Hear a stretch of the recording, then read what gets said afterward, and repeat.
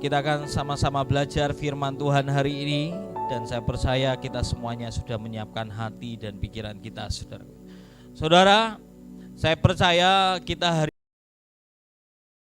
bahwa kita ini cuma manusia yang terbatas, kita ini manusia yang sebenarnya, saudaraku ya, banyak hal yang membuat kita ini tidak pernah bisa hidup kekal, karena kita manusia yang sudah jatuh dalam dosa.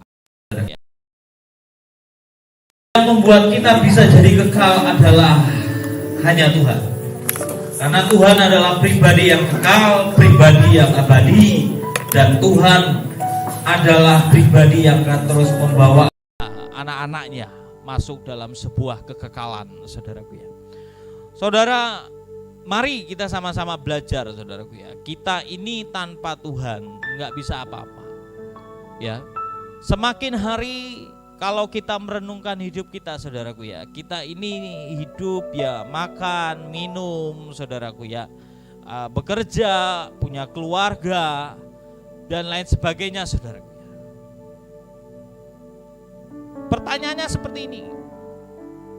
Apakah hidup kita cuma sampai seperti itu saja? Ketika semua apa yang di dunia ini kita raih, kita capai, saudaraku ya. Terus apa lagi? Ya. Ketika dia bisa mengejar semuanya, manusia ini kan gak pernah ada rasa puas, betul? Orang yang mungkin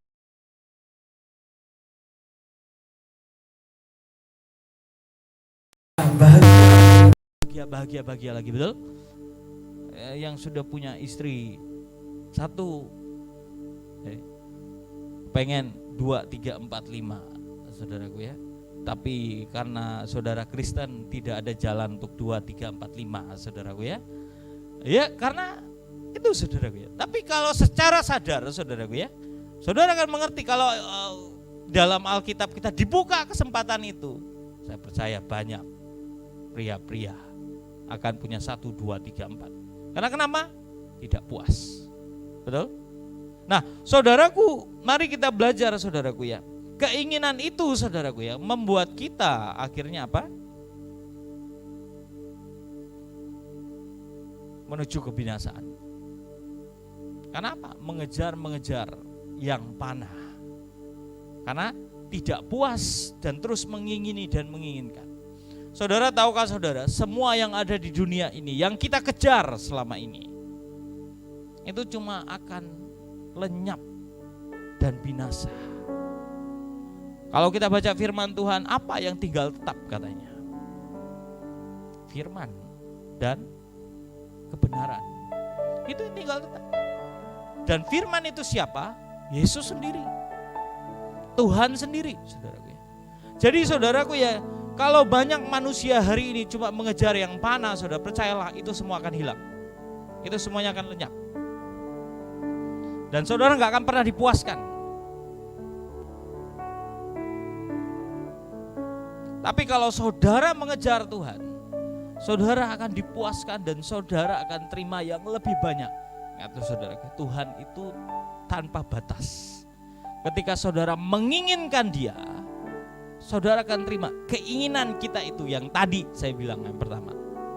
Ingin dan ingin saudara akan terus dipenuhi oleh Tuhan. Dan saudara tidak lagi akan merasa kekurangan. Karena dalam Tuhan, percayalah seperti ini saudara. Sukacita saudara akan terima. Ketika saudara ingin lagi, akan diberikan limpah lagi. Itu seperti air terjun saudaraku, yang gak pernah berhenti turun basahin sungai yang di bawahnya, saudara. Nah, kita tuh juga harusnya sama seperti itu, saudara. Makanya saudaraku ya, kalau saudara cari yang di luar, saudara gak akan ketemu yang memuaskan hidupmu, karena saudara akan selalu berkata kurang, dan kurang. Ya. Cuma orang yang di dalam Tuhanlah yang akan selalu berkata terima kasih Tuhan, ini lebih dari cukup.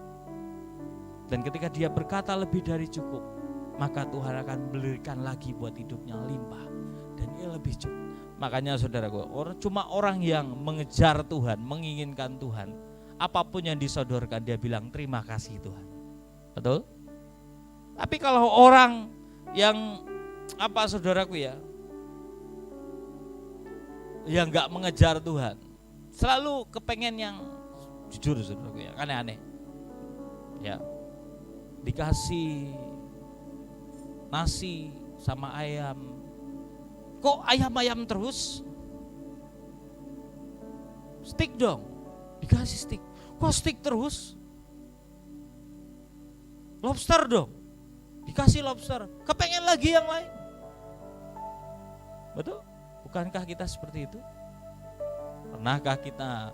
Tapi kalau orang di dalam Tuhan, saudaraku, sorry ya, lalapan singkong aja sama nasi dia bilang terima kasih Tuhan, aku boleh makan hari ini. Betul? Karena apa?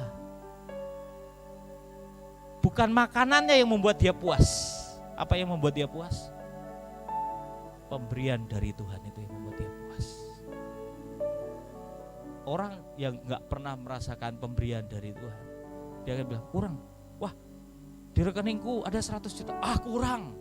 Harusnya ada 1 M, kurang. Harusnya ada 1 triliun, kurang. Tapi orang yang di dalam Tuhan ada 100 juta, puji Tuhan, saya punya 100 juta.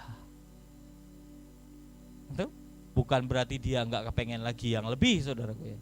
Tapi percayalah, dalam ucapan syukurmu kamu akan terima limpah dari Tuhan. Amin. Saudara, saya mau mengajari ini buat kita semuanya agar kita paham, saudara. Kita ini harus mengejar yang sejati di dalam Tuhan.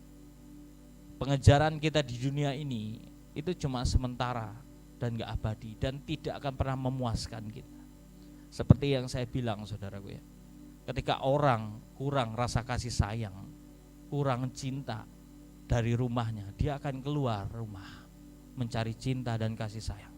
Ketika dia gak dapat dari orang tuanya, dari papahnya, dia akan cari yang di luar sana, lewat teman-temannya, lewat kekasihnya. Bahkan saudara, bisa dia cari orang yang lebih tua dari dia. Coba saudaraku ya, kalau saudara belajar ya, ini kita belajar. Kalau ada pertanyaan, kenapa kamu suka dengan pria yang lebih tua? Pasti jawabannya apa? Oh, karena dewasa dan matang, betul? Sebenarnya enggak. Sebenarnya itu apa? Dia kehilangan sosok figur seorang ayah yang mengayomi, yang melindungi dia, dan dia cari itu, betul? Seperti itu, saudara. Dan itu terus terjadi, saudara. Makanya saudaraku ya, kita ini harus paham. Jangan sampai kita kehilangan itu.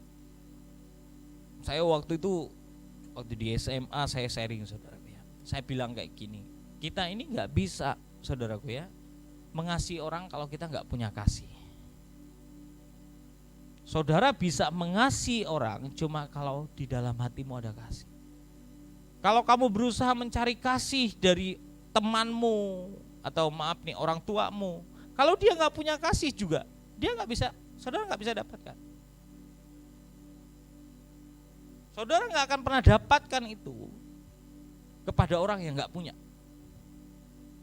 Nah, pertanyaannya seperti ini, siapa yang punya kasih? Tuhan. Kita harus terima kasih dari dia dulu, memenuhi kita, baru kita bisa bagi buat orang lain. Makanya orang tua, saudaraku, dia harus punya kasih dulu dari Tuhan dalam hidupnya, sehingga dia bisa membagi kasih itu buat anak-anaknya. Makanya saudaraku ya, kalau ada anak-anak di tempat ini yang protes, kenapa ya papa mamaku gak punya kasih sama aku? No, jangan salahkan mereka. Karena siapa tahu dia gak pernah mendapatkan kasih dari orang tuanya atau dari Tuhan sendiri. Yang harusnya kamu tanyakan adalah, Tuhan, apakah aku ini udah punya kasih? Minta sama Tuhan. Ketika kasihnya itu melingkupi hatimu, kamu bisa mengasihi orang tuamu. Kamu akan bisa mengasihi sesamamu. Amin. Jadi jangan pernah cari dari manusia. Karena kalau saudara cari dari manusia, sia-sia. Saudara akan kecewa. Ya. Jadi siapapun kita, saudaraku ya, sebagai orang tua kita harus cari dari Tuhan. Sebagai anak kita juga harus cari dari Tuhan kasih yang sejati itu. Dan semua yang dari Tuhan, yang sejati itu harus kita kasih. Saudara, saya mau ini sekali lagi biar kita paham. Kita ini orang yang enggak setia, betul? Contoh, janji aku akan setia sampai mati. Ternyata banyak orang yang melanggar janjinya, betul? Belum apa-apa, oh enggak cocok. Ya, aku akan setia, tidak akan pernah memarahi kamu nanti. Langgar, betul? Atau janji sama Tuhan, Tuhan aku akan setia setiap pagi jam 5 doa. Hari pertama setia, hari kedua setia, hari ketiga setia, hari keempat mulai ngelandau. Tuhan aku mau setia baca Alkitab. Hari pertama, kedua, ketiga, 1 minggu, wah setia. Hari ke-8 istirahat dulu Tuhan ya, sibuk. Saudara, kalau kita cari dari diri kita, nggak ada kesetiaan yang sejati. Saudara harus minta dari siapa? Tuhan. Makanya tujuan manusia itu sebenarnya adalah Tuhan. Kita ini harus mengambil apa yang Tuhan punya untuk kita miliki dalam hidup kita. Makanya kita ini ciptaan, saudaraku ya. Kita ini ciptaan yang mau terus dibaharui oleh Tuhan, amin. Kita ini sedang menjadi pribadi-pribadi yang menuju kesejatian kepada kekekalan ilahi dengan Tuhan. Amin. Karena terlalu banyak yang sudah rusak di hidup kita, yang membuat kita ini gak layak di hadapan Tuhan. Tapi semakin kita mendekat dengan Tuhan, saudaraku ya, maka yang sejati itu makin nempel sama kita. Kita ini loh saudara, di mana kita bergaul kita akan serupa di sana. Kalau saudara bergaul dengan orang yang suka gosip, percayalah saudara yang gak suka gosip tiba-tiba jadi penggosip, betul? Saudara akan kumpul dengan anak-anak Vespa yang suka motor Vespa, saudaraku ya. Awalnya saudara gak suka, apa sih Vespa? Tiba-tiba nongkrong di sana, mereka cerita tentang Vespa dan lain sebagainya. Percayalah, nggak butuh waktu lama, saudara akan suka Vespa. Betul? Karena kenapa? Itu meradiasi hidupmu. Kamu kumpul dengan orang bodoh, percayalah, nggak usah tunggu lama. Kamu juga akan ikutan bodoh, percaya aja. Karena kenapa? Mereka bilang 2 tambah 2 4. 2 tambah 2 4 ya. 2 tambah 2 5. Kamu datang salah bro. 4. Enggak, kamu yang bodoh kata mereka, saudaraku ya. Yang betul tuh 5. Datang lagi semua 5 5 5. Ih. Apa ini? Akhirnya apa? Ya udah. Kamu bergaul dengan orang yang suka mengumpat, maka kamu juga akan jadi pengumpat. Betul? Saya mau tanya sama ada anak-anak ya, di rumah diajarin ngomong yang baik, ngomong yang bagus, tiba-tiba dia ke sekolah, teman-teman sekolahnya suka ngumpat, ya, ngomong kotor, ngomong jorok, macam-macam diomongin. Tiba-tiba pulang ke rumah dia bisa ngomong yang seperti itu, betul? Karena kenapa? Dia ngumpul sama itu. Kita ini juga sama. Semakin kita mendekat dengan Tuhan, kita itu ngambil yang sejati dari Tuhan masuk dalam hidup kita. Kita akan mulai diubahkan Tuhan. Yang dulu jadi pemarah, tiba-tiba diubahkan bisa lemah lembut. Yang dulu gak suka baca Alkitab, timbul-timbul punya kerinduan baca Alkitab. Yang dulu gak suka dengarin firman Tuhan, tiba-tiba menjadi suka mendengarkan firman Tuhan. Semakin saudara mendekat dengan Tuhan, kita ini semakin serupa dengan Dia. Amin. Itu aja. Dulu kita pelitnya minta ampun, semakin kita mendekat dengan Tuhan, kita jadi murah hati. Semakin dekat lagi, saudara akan semakin diubahkan, semakin diubahkan.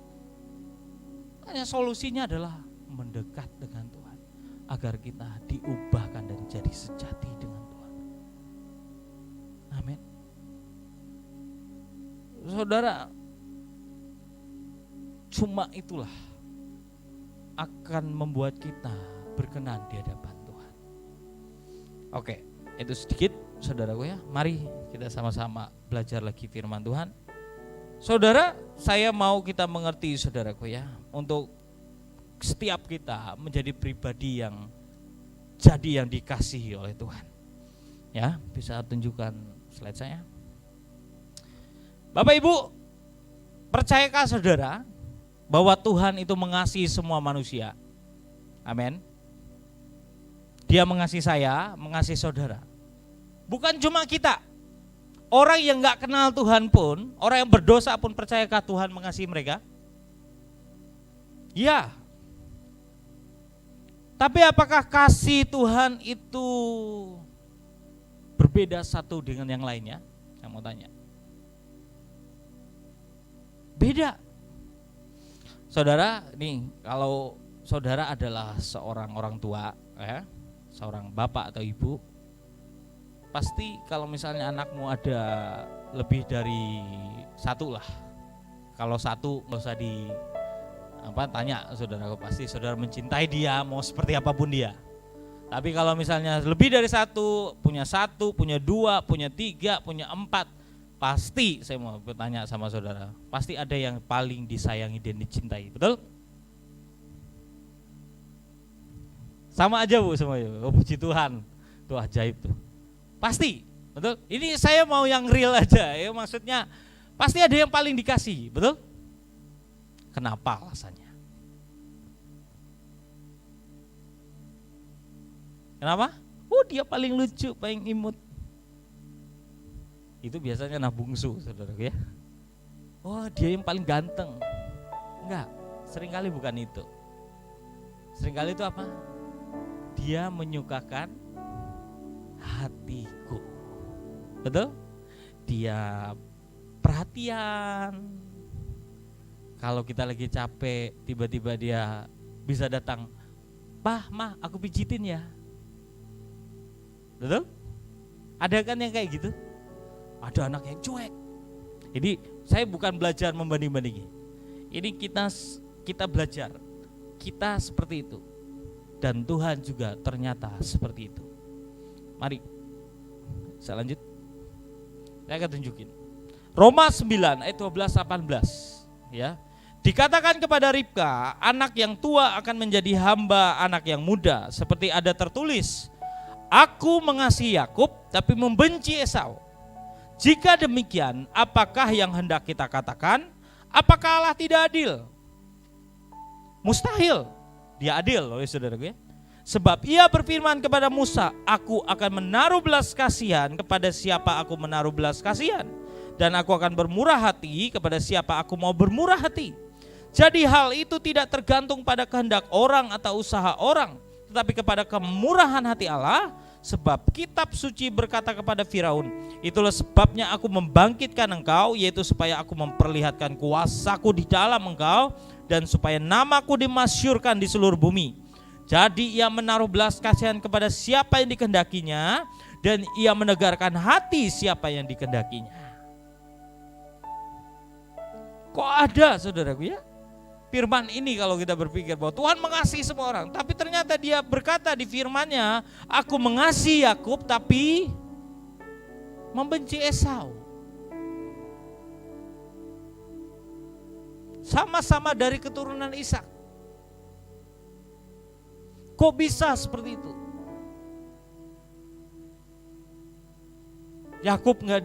Yakub dicintai, Esau enggak dianggap.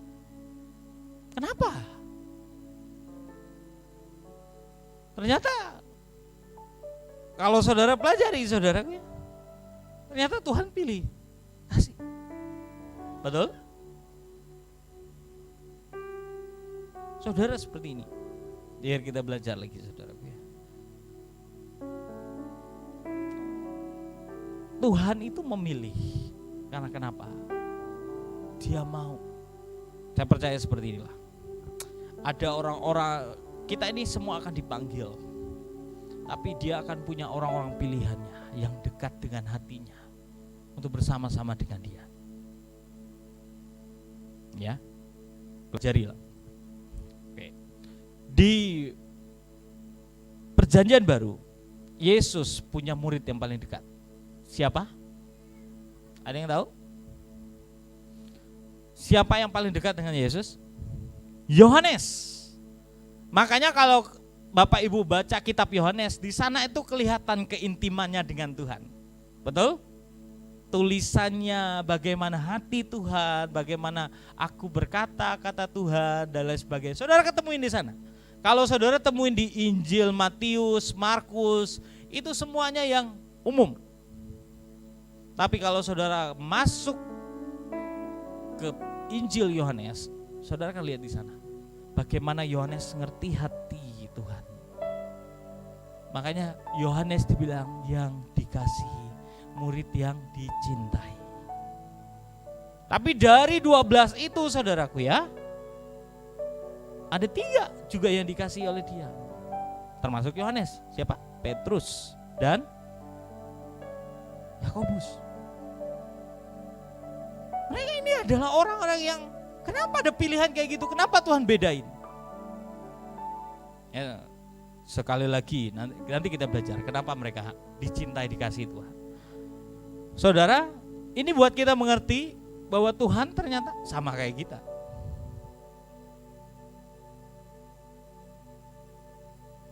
Dia bisa memilih siapa yang jadi kesukaannya, mana yang biasa aja.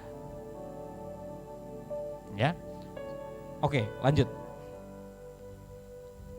Saudara, Mazmur 127 ayat 2. Sia-sialah kamu bangun pagi-pagi dan duduk-duduk sampai jauh malam, dan makan roti yang diperoleh dengan susah payah, sebab ia memberikannya kepada yang dicintainya pada waktu tidur.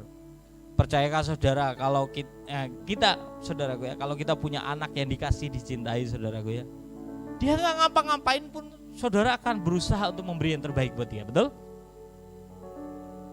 Aku mau beli tas lah buat anakku, padahal anakmu nggak ngerjain apa-apa loh. Anakku ini kayaknya dia saudaraku ya, misalnya saudara jalan lah di toko sepatu, saudara tahu anakmu nggak butuh sepatu, saudara lagi jalan, lihat tuh bagus ya, buat si ini bagus, saudara akan ambil, saudara akan beli, saudara akan kasih, betul? Nah, ini firman. Seringkali banyak orang saudaraku kalau baca dari ayat 1, sia-sialah kamu membangun rumah, kamu membangun bla bla bla bla saudaraku, kalau bukan Tuhan yang membangunnya, ya. Tapi saya sangat tertegun dengan ayat yang kedua ini saudaraku. Ia memberikannya kepada yang dicintainya. Jadi orang lain yang kerja, yang dicintainya yang menerima berkatnya. Dan banyak lagi saudaraku yang diterima dari orang-orang yang dicintai oleh Tuhan. Nah, pertanyaannya hari ini, apakah kita dicintai atau tidak?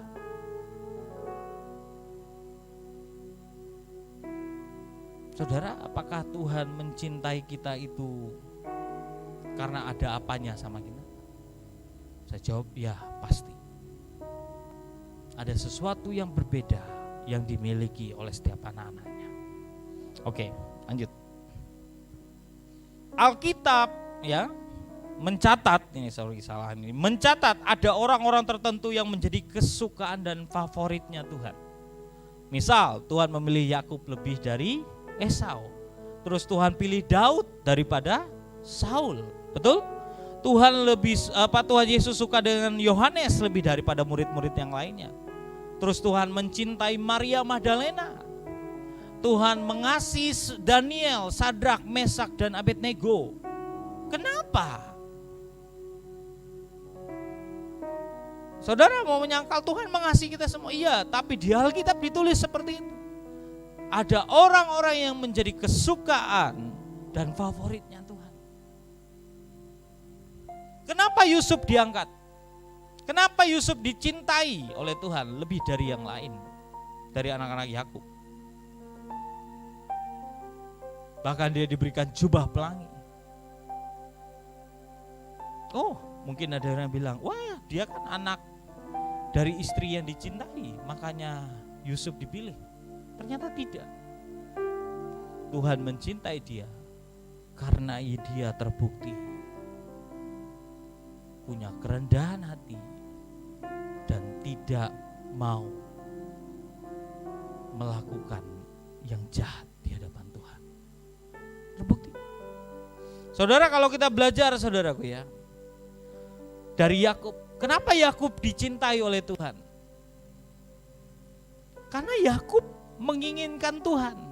Dia mencintai yang ilahi lebih dari Esau.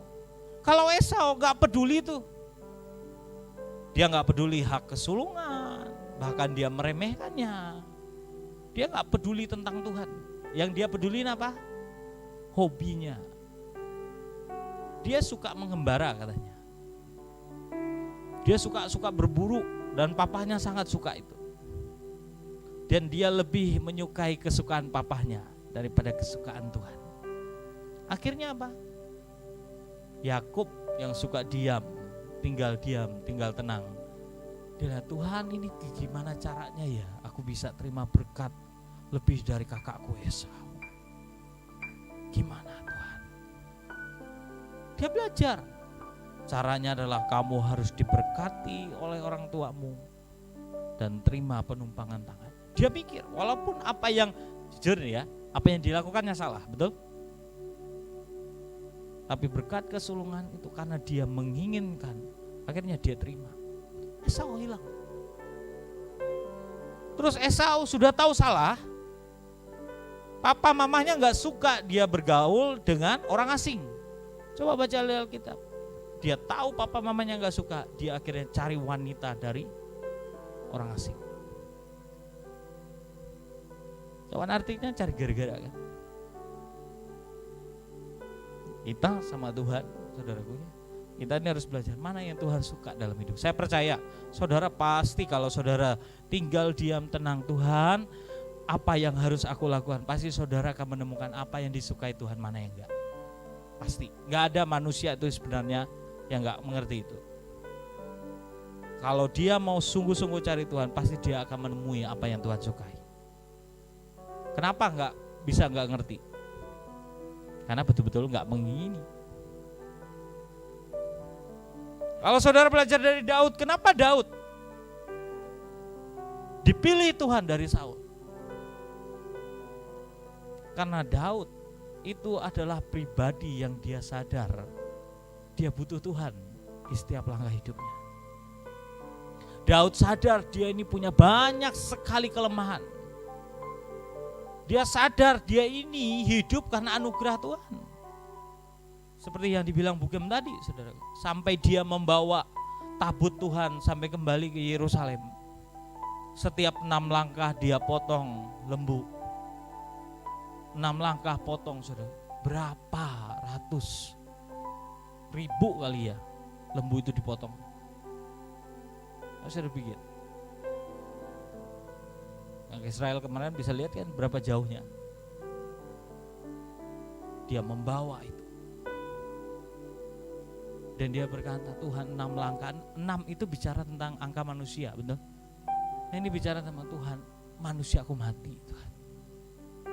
Dia letakkan darahnya tercurah di sana, dia langkah lagi.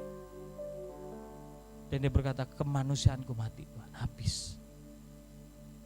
Biar aku bisa membawa engkau. Saudara, kita harus sadar. Makanya Daud itu berbeda. Bahkan dia dihina oleh istrinya sendiri. Kamu mau seperti orang gila? Menari seperti itu? Dan dia cuma jawabnya, biarkan. Saya mau bergabung dengan yang hina ini. Saya mau menari buat Tuhan saya. Sedangkan kita seringkali apa? Ayo nari buat Tuhan. Ada yang malu Ya gak usah lah jauh-jauh loh saudaraku ya. Ayo nyembah Tuhan, nyanyi buat Tuhan.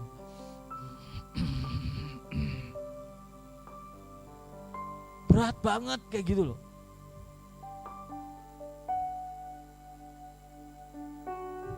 Tapi ada orang, Tuhan aku gak peduli lah. Aku mau nyanyi buat Engkau. Aku mau nyembah buat Engkau. Ya lakukan. Itu Daud. Apakah Daud setelah itu tidak melakukan kesalahan? Tetap melakukan kesalahan. Betul? Tapi kesalahan demi kesalahannya dia menyadari di setiap langkahnya dia butuh Tuhan. Itu yang membuat Tuhan suka sama Daud. Dia jatuh dalam dosa, dia ngambil Bersyeba, dia bunuh Uria. Ketika diingatkan lagi, kamu salah, dia nangis, dia datang ke Tuhan. Karena kesalahannya, Absalom berontak. Dan dia minta ampun lagi dengan Tuhan. Dia gak berusaha melawan Absalom. Dia lari dari Absalom, saudara. Dihina oleh Sinai bin Gera, saudaraku. Dia berkata, biarin. Mungkin itu cara Tuhan menghukum saya. Sehingga Daud jadi kesukaan Tuhan. Jadi favoritnya Tuhan. Saudara bisa lihat kenapa Yesus pilih Yohanes. Di Alkitab saudara akan menemukan juga kenapa Yesus pilih Maria daripada Marta. Betul? Karena ini orang-orang yang orang lain lagi pada sibuk dengan semua tugas, semua bagiannya. Tapi mereka duduk diam di kaki Tuhan, dengerin Tuhan cerita. Enggak minta apa-apa. Duduk diam dengerin Yesus cerita. Yesus cerita mungkin apa yang di hatinya, mereka dengerin. Dan mereka belajar menjadi pribadi yang mengerti hati Tuhan. Itu yang membuat Yohanes, Maria, bahkan Maria Magdalena menjadi kesukaan Tuhan. Apakah kita seperti itu? Ada beberapa hal yang saya mau kita belajar sama-sama. Lanjut. Terus, kenapa mereka bisa jadi favoritnya Tuhan, jadi kesukaan Tuhan? Dan kenapa mereka dicintai Tuhan? Yang pertama,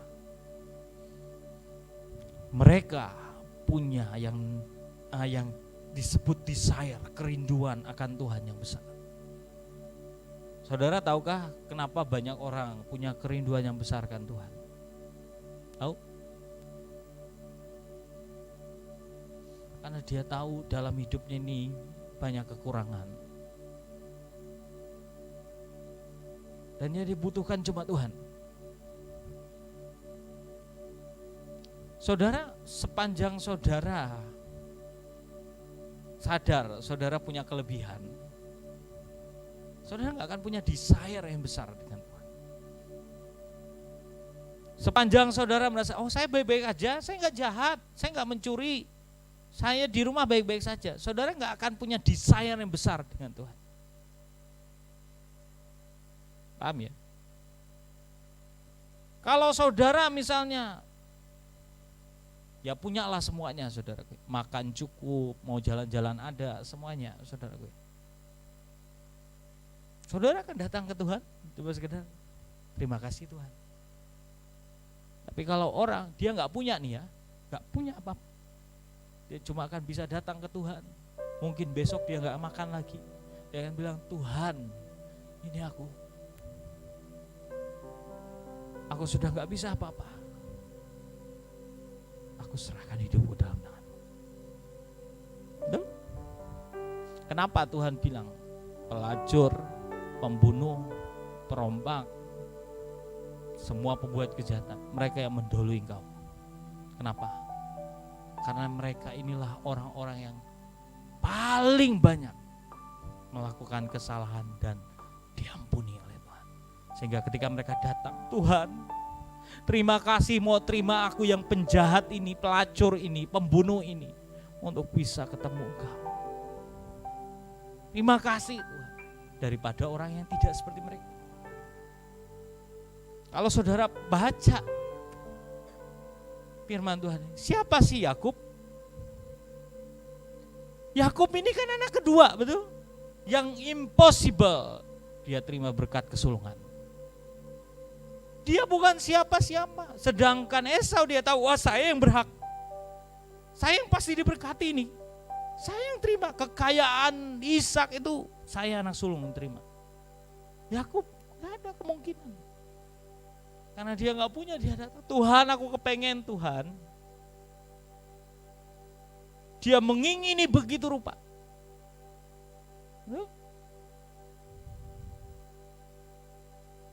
Yohanes, kalau saudara pelajari, Yohanes mungkin bukan dia yang utama.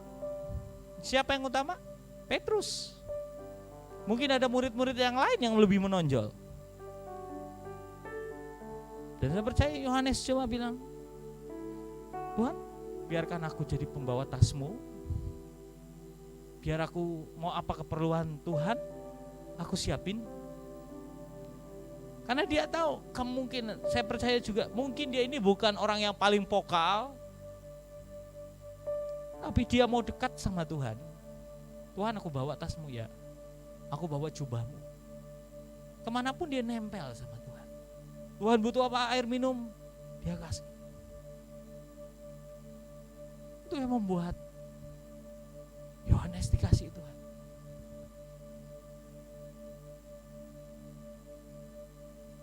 Saudara ketemukan Daud. Daud, saudara tahu kan semua apa yang dia lakukan? Sehingga dia terus menangis di hadapan Tuhan dan berkata, Tuhan, aku sadar aku terlalu banyak melukai hatimu, menyakiti hatimu. Tolongi aku Tuhan. Saudara ketemuin di kitab Mazmurnya bagaimana dia bertobat. Dia berkata, Tuhan tolongi aku. Itu yang membuat Tuhan tidak pernah bisa berhenti mengasihi Daud.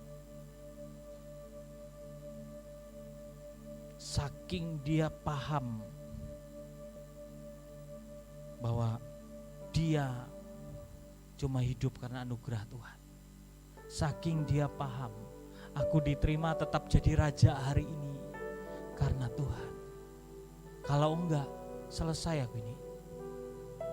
Aku akan mati sama seperti Saul, mati sama seperti hakim-hakim yang diangkat oleh Tuhan karena berubah setia kepada Tuhan. Kalau aku hari ini menyelesaikan jadi raja sampai masa tuaku, itu semua anugerah Tuhan. Dan Daud paham itu. Menghitung semua kesalahan yang dia lakukan di hadapan Tuhan. Kita ini juga sama kan? Ketika kita datang ke Tuhan, kenapa ada yang menangis, bombay, saudara? Karena dia sadar, saya ini butuh Engkau Tuhan. Desire, kerinduan, menginginkan Tuhan. Apakah itu kita punya apa tidak?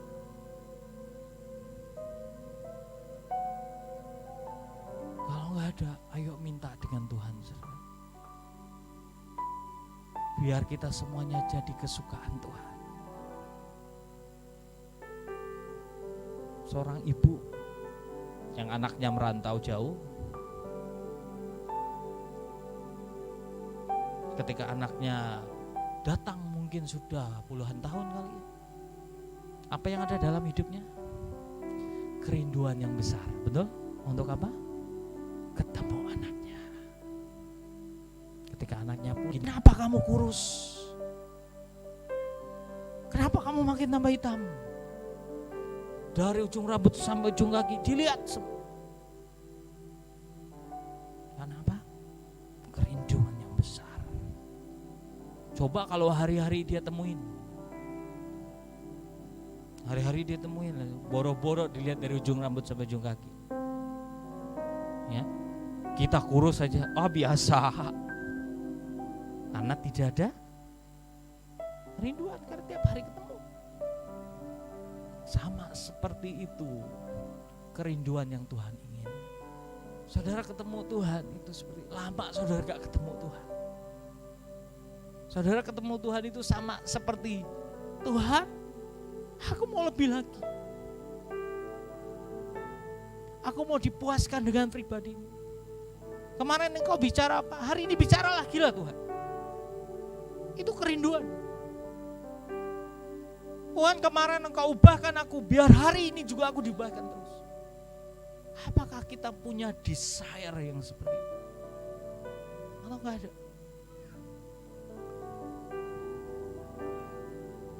Saudara akan menemukan apa yang ada di Alkitab. Orang-orang yang jadi favoritnya Tuhan, kesukaannya, mereka punya kerinduan yang besar kan? Saudara, kalau saudara rindukan Tuhan, mau nyanyi apapun, itu akan menjadi sebuah ungkapan cinta sama Tuhan, sama saudara. Tuhan, aku mau datang. Ada yang mungkin datang dengan Tuhan, dia akan berlutut, dia akan angkat tangan. Saudara, di tempat ini gak ada yang bilang saudara aneh kalau saudara angkat tangan. Atau saudara mau tersungkur pun gak ada yang bilang aneh. Itu ekspresi cinta saudara dengan Tuhan. Tapi kalau saudara di sini nyembah Tuhan, buka baju, siap-siap dikerangkeng. Ya buka baju kan aneh ya, saudaraku ya. Ya, disayang. Ayo, punya kerinduan yang besar untuk mendekat kepada Tuhan. Kalau kau mendekat sama Maria Magdalena ya, karena kerinduannya, karena cintanya dengan Tuhan. Saudara bisa lihat, Tuhan harusnya menghadap Bapa di sorga ketika Tuhan bangkit. Dan yang harus menyentuh korban yang pertama itu siapa? Bapa di sorga. Dia harus naik dulu. Tuhan, aku sudah selesaikan. Oh, tengah jalan mau menghadap Bapa, Maria Magdalena nangis di pintu kubur yang kosong. Mana Tuhanku? Siapa yang ngambil dia dari dalam? Dia nangis sejadi-jadinya. Kenapa? Rinduannya dengan Tuhan. Yang biasa dia temui, dia lihat Tuhan bicara, Tuhan ngomong. Tiba-tiba 3 hari dia gak temui lagi. Dan dia nangis. Dan dia cuma mungkin berharap, Tuhan, biar aku tiap hari datang ke kubur ini untuk memuaskan hasratku, kerinduanku ketemu. Makanya saudara yang pergi ke Garden Tomb, kalau saudara nyembah Tuhan, hadirat Tuhan tuh kuat di sana. Karena kenapa? Ada orang yang selalu menginginkan ketemu Tuhan. Namanya Maria Magdalena. Sehingga Tuhan melanggar sedikit protokolnya. Dia berhenti dulu, Bapak minta maaf, sebentar aja. Dia datangin Maria Magdalena. Anakku, jangan sentuh aku dulu, karena Bapak yang harus sentuh aku. Udah, kamu sampaikan ke yang lain, aku udah bangkit. Hilang, naik lagi menghadap Bapak. Paham? Harus nemuin orang yang spesial dulu. Bisakah saudara jadi spesial di hadapan Tuhan? Sangat bisa, amin. Yang menentukannya itu apa? Sikap kita, respon kita di hadapan Tuhan. Tuhan gak pernah pandang saudara punya masa lalu apa. Tapi hari ini, apakah engkau betul-betul menginginkan dia? Selanjutnya, mereka berani meletakkan hidup untuk ikut kehendak dan rencana Tuhan. Saudara, seperti ini, banyak orang yang katanya mencintai Tuhan tapi gak berani tuh meletakkan hidupnya untuk hidup seperti yang Tuhan rencanakan. Saudara, kalau saudara baca di sana bagaimana Yakub menyerahkan hidupnya ke tangan Tuhan, terserah engkau Tuhan. Aku ini gak terima harta dari papaku, aku ada di tempat Laban, dan sepertinya aku ini diperas dan diserahkan hidup. Sampai Tuhan pilih dan angkat dia. Yakub. Daud juga Bagaimana dia diangkat Tuhan? Dia mulai meletakkan hidupnya ketika ada proses yang dia alami. Ketika dia dipilih, diurapi jadi raja, tiba-tiba dia jadi pembawa senjata Saul, betul? Dan Saul bukannya baik sama dia, tapi berusaha membunuh dia. Tuhan bilang, jangan kamu balas, lepaskan pengampunan, jangan menyentuh orang yang kuurapi. Dia berusaha lari. Kemarin kita ke En-Gedi, itu tempat persembunyian Daud dari kejaran Saul. Di tengah-tengah padang gurun, bukit batu, ada air seperti itu. Terus dia di tengah-tengah 400 orang yang keluar dikejar-kejar utang, yang punya problem, masalah, pergumulan dan lain sebagainya. Jadi tiap hari dia ketemu dengan pasukannya yang mengeluh, yang menggosip, yang ngomongin dia, saudaraku, yang nginjak dia, iya juga. Coba saudara lihat, Yoab, contohnya Yoab. Saudara kan menemukan Yoab itu sedikit, Daud bilang jangan bunuh Absalom, dibunuh oleh dia. Jangan sentuh Abner, dia bunuh Abner. Jangan bunuh Amasa, dia bunuh Amasa. Apapun perintah Daud dilawan oleh dia. Ayo, korban perasaan enggak? Yoab pernah ngomong kayak gini, kalau kamu enggak tampil ke depan, jangan berharap besok semua pasukan berdiri dengan kamu. Diancamnya. Tapi Daud tuh luar biasa. Dia menyerahkan ke Tuhan. Menyerahkan hidupnya, dididik, diajari Tuhan untuk jadi pribadi yang berkenan. Saudara, bisakah kita meletakkan hidup kita di hadapan Tuhan? Kalau nggak bisa, kita nggak akan pernah bisa dicintai, dikasih Tuhan lebih, jadi kesukaannya. Tapi apakah saudara bisa masuk surga? Bisa, tenang aja saudaraku ya. Pasti masuk surga asal saudara percaya dengan Yesus, pasti masuk surga. Amin. Tapi tempatnya di mana? Itu yang berbeda. Karena di surga itu ada tingkatan. Ya kalau mau yang biasa bisa aja. Tapi saya berdoa kita semuanya ini menjadi orang-orang yang dikasih, dicintai. Karena kenapa? Orang yang biasa-biasa aja di dunia juga biasa-biasa. Tapi kalau yang dicintai saudaraku ya, seperti yang saya bilang tadi, tiba-tiba Tuhan, aduh anakku ini kepengen aku berkati dengan sepatu. Wah dia kasih sepatu. Wah anakku ini aku kepengen dia jalan-jalan ke luar negeri. Kasih. Ya dicintai itu kan seperti itu, betul gak? Saya ini mengasihi anak saya. Waktu pergi ke Israel, saudaraku ya, anak saya satu itu secara hitung-hitungan tinggal. Si Josephine. Saya bawa yang kecil. Dan uangnya cukup. Dan waktu itu uang kami gak cukup, saudara. Tapi ini saya mengasihi dia, Tuhan. Masa kami bertiga di sana jalan Israel, menikmati hadiratmu, menikmati engkau. Anak saya tinggal di rumah. Apalagi ketika dia datang di belakang saya, saudaraku ya. Papa, aku ikut. Papa, aku mau ikut. Dia ngomong kayak gitu loh saudaraku. Waktu kita pengarahan. Dan saya cuma, Tuhan, kau tahulah hatiku seperti apa. Saya aja bisa seperti itu, saudara. Apalagi Tuhan. Betul?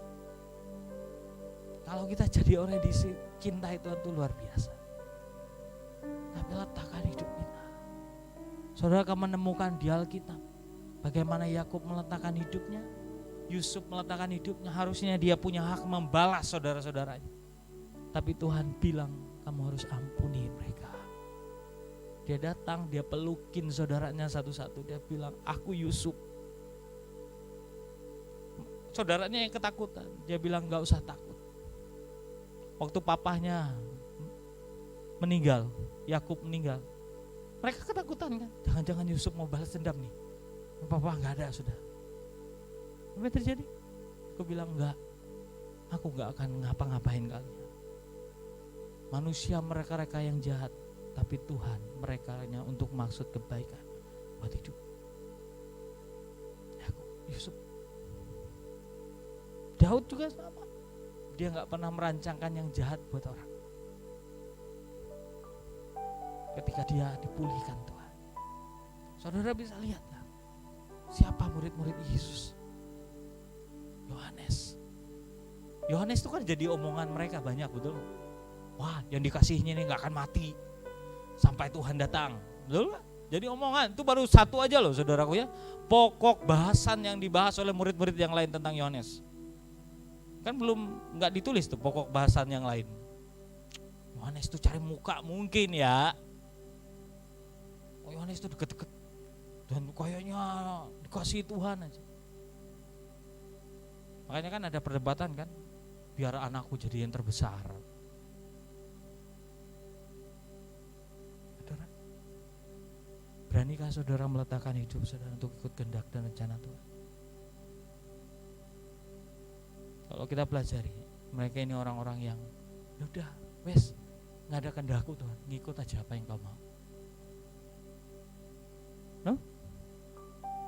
Saudara tahu kan Raffi Ahmad? Raffi Ahmad kan sekarang jadi kaya raya, betul? Banyak bisnisnya dan lain sebagainya. Coba saudara ikutin. Ada pengasuh dari anaknya, namanya siapa? Mbak Lala. Kalau kita di sini ada Bu Lulu. Bu Lala. Saudara lihat, dibeliin rumah, betul? Terus apa lagi? Diumrohin.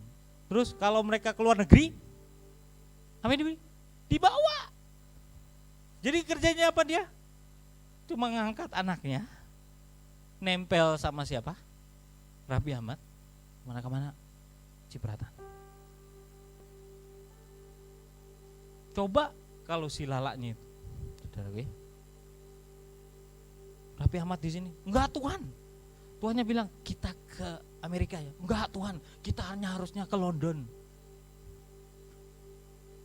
Lalu dia bilang, kita mau ke Turki. Si lalanya bilang, jangan Tuhan, jangan ke Turki. Kita ke Bangladesh saja. Apa yang terjadi? Ya, dia nggak akan terima karena dia maunya sendiri. Saudara, kita sama Tuhan tuh kan nempel aja. Ngikut, tidak ada keinginan kita, tidak ada ego kita, akhirnya kita terima bagian kita. Amin. Ayo letakkan hidup kita, gak usah lah, serahkan mimpimu, serahkan cita-citamu kepada Tuhan. Biarkan cita-cita Tuhan, kerinduan Tuhan yang jadi. Karena yang paling tahu yang terbaik atas hidup kita siapa? Tuhan, bukan kita. No. Kita ini gak tahu yang terbaik buat kita. Ingat loh, Tuhanlah yang menetapkan langkah-langkah setiap orang. Itu firman. Kalau saudara mencintai Tuhan, gak mungkin dia menetapkan langkahmu kepada jurang maut. Tapi dia akan tetapkan langkahmu untuk engkau diberkati.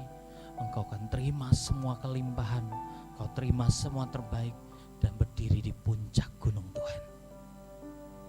Itu Tuhan. Tapi kalau kamu nggak tahu pada kematian, lihat kan Lot, apa yang Lot lakukan? Dia pilih tempat terakhir. Mereka mencintai Tuhan lebih dari segalanya. Sekali lagi, cinta mereka yang membuat mereka jadi kesukaan Tuhan. Cinta mereka itu. Kenapa mereka mencintai Tuhan? Karena sadar diampuni. Karena sadar Tuhan yang memenuhi kebutuhan mereka. Karena sadar Tuhan terlalu baik, menjamin langkah hidup mereka, menjamin semua sesi rumah mereka. Makanya mereka gak ada dasar untuk membenci Tuhan, gak ada dasar aku tidak mencintai Tuhan. Nggak ada dasar aku nggak menyanyi yang terbaik buat Tuhan. Nggak ada dasar aku melayani dengan biasa-biasa. Itu yang membuat aku harus memberi yang terbaik buat Tuhan. Itu yang mereka miliki. Itu yang membuat Yohanes tidak pernah memberi yang biasa. Maria Magdalena tidak pernah memberi yang biasa kepada Tuhan. Karena mereka sadar mereka dicintai, dikasihi Tuhan. Makanya kalau kita dicintai Tuhan, dikasihi Tuhan, pasti saudara akan melayani Tuhan. Bukan cari upah, tapi apa? Dasarnya cinta. Seringkali kalau saudara kayak gini lah. Kalau saudara ketemu orang yang saudara cintai, ini dengan cinta yang tulus loh saudara. Saudara mengharapkan dia memberi sesuatu sama saudara enggak? Enggak kan? Dia hadir aja sudah lebih dari cukup.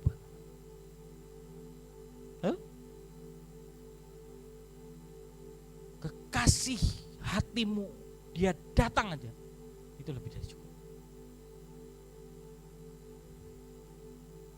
Bukan karena apanya. Jangan cintai Tuhan karena apa yang dia punya. Banyak kan orang di dunia ini mencintai seseorang karena apa yang dia punya.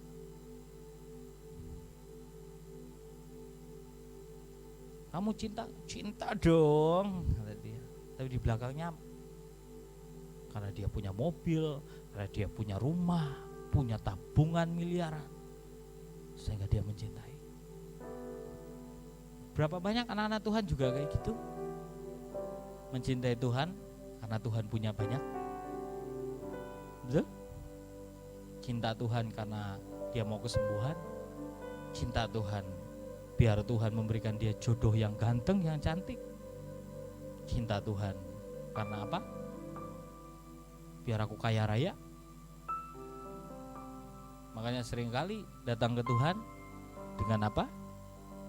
Permintaan 1, 2, 3, 4, 5, 6, 7, 8. Kalau saudara mencintai Tuhan, saudara akan mencintai dia. Karena saudara sadar dia mengampuni engkau, dia terima engkau yang dari tempat sampah diambil, dibersihkan, dijadiin pangeran. Kalau Leo Paisa bilang, aku yang kodok ini diciumin Tuhan. Jadi apa? Jadi pangeran, jadi penyembah Tuhan. Loh, bukankah kita seperti itu sebenarnya?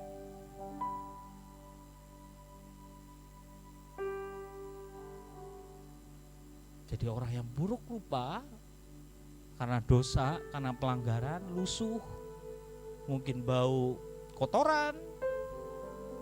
Tiba-tiba ada seorang saudagar kaya, seorang raja datang ke tempat sampah. Wah, bagus juga ya ini ya. Diambil, dibawa, ayo ikut aku. Dibersihin oleh Tuhan, dikasih parfum, dirapiin, dikasih jubah, sepatu. Ayo nak, masuk dalam istana. Bukankah kita seperti itu? Itu lebih dari cukup untuk kita berkata, aku mengasihi engkau dan mencintai engkau Tuhan. Bukan karena dia wah kaya raya nih. Nah, aku diambil dari tempat yang buruk. Itu membuat aku lebih mencintai Tuhan.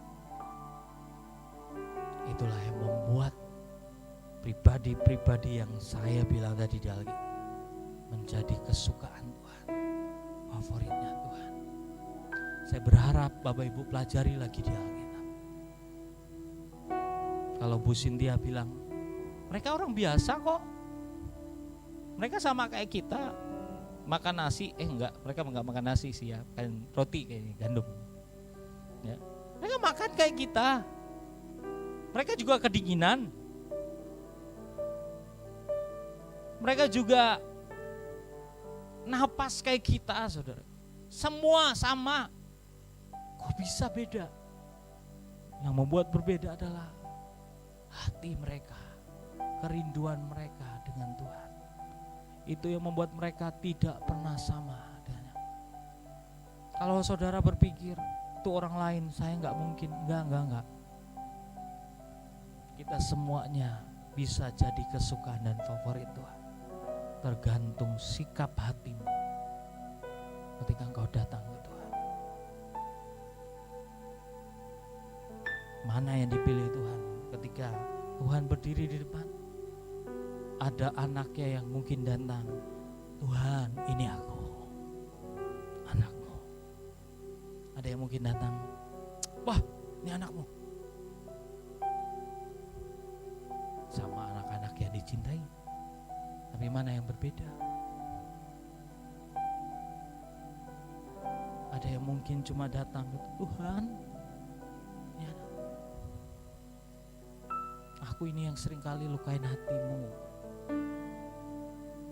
ampuni aku. Ada yang mana? Aku gak kayak dia nih. Ingat cerita anak bungsu dan anak sulung? Kenapa yang bungsu datang lebih dikasihi oleh bapaknya daripada yang sulung? Karena yang sulung gak pernah merasa bahwa dia buat dosa, buat pelanggaran, dia selalu setia, dia selalu baik. Sehingga dia datang ke bapaknya malah berhak memarahi bapaknya. Dia lebih pantas marah sama bapaknya. Sedangkan bungsu, dia sadar dia sudah ngabisin harta bapaknya. Dia sadar dia ini gak layak jadi anak lagi. Dia mau datang ke hadapan bapaknya jadi hamba aja. Karena aku pantas cuma jadi hamba. Dia datang kepada bapaknya, bukan dengan mungkin, Pak aku datang, enggak. Dia berlutut, jadikan aku budak di rumahmu. Sehingga Tuhan ambil dia. Dia dikasih jubah, dia dikasih sepatu, dia dikasih cincin. Dan Tuhan bolehkan dia jadi kesukaan Tuhan. Amin. Ayo jadi pribadi yang dicintai dan jadi kesukaan Tuhan. Tutup Alkitab kita.